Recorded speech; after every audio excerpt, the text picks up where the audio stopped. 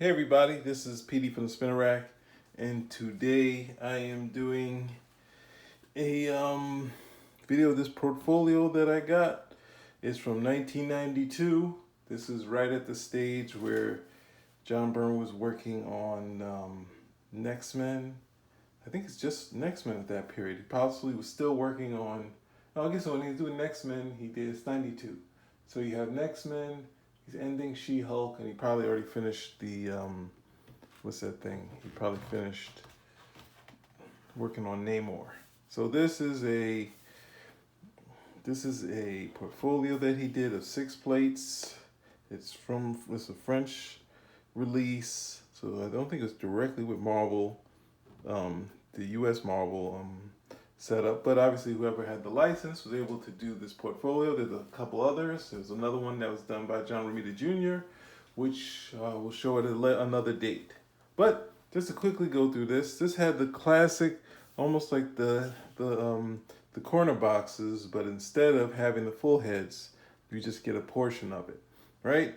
And this looks close to what we see. It's kind of it's not as rough as the period right now. So he's trying to invoke what was going on when him and Terry Austin was doing the X-Men. The only slight difference is the nose coming to a point here, whereas the nose could have the line of the nose right here used to go straight down. It kind of comes to a point. And you can see that within this portfolio, right? So the first one, since we have to follow I'd go the other way, this one is 3,109 of 3,500, right? So this is Wolverine of the classic X-Men 132, the last panel. Like I think it's Wolverine alone at the bottom of it. This is a redo, giving it a full shot.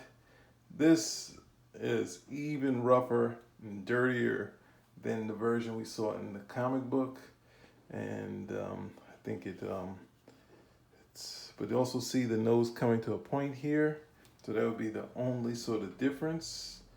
And besides the extra grime that Byrne put on it, outside with Byrne's texture, not Terry Austin's texture, right? And I guess what else can I say about this?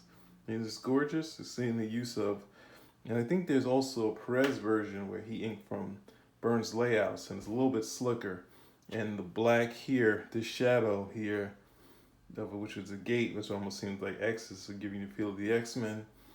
In the Perez one, it looks like black tape, where this one looks more like shadow, where it kind of blends into the background with the dirt and the grime, right?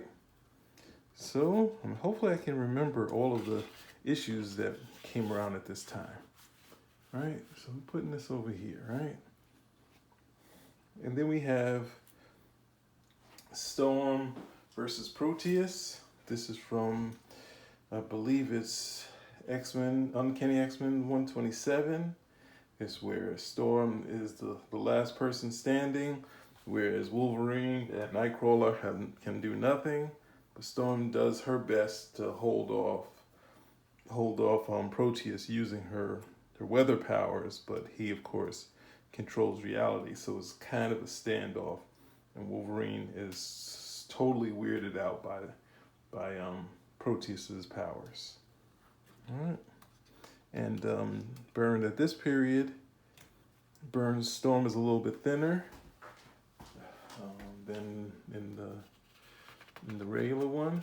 I think, not to say they were chunky, but you can see there's possibly maybe a good like 5 pounds off of 5-10 pounds off of Storm. But right here we have Byrne doing the classic Cyclops from that period, which this would be X-Men 120, Uncanny X-Men 121, X-Men versus the Alpha Flight. We see this is something that I think Terry Austin would kind of not ink, where he would do like sort of these charcoal backgrounds to give you the mood of the storm that's going on, created by Shaman. But this is something that Terry would usually not ink. You'd see it in some of the floors where it'd just be sort of this sort of charcoal pattern on the background. So, and what else can I say? So this is a classic, the sort of bulky Cyclops, different from the Cyclops we'd see in the Hidden Years. That's a lot the slim Summers. So you kind of get that sort of feel of the big visor and kind of bulky Cyclops, right? Anything else to see here? I said Alpha and no Vindicator. Okay, so let's keep going. I thought this one with Kitty Pryde was one of the last ones, but it's number 4. I guess Kitty Pryde is from X-Men, Uncanny X-Men 143. This is her versus, Angare? I think I had to see it in front of me to actually pronounce it correctly.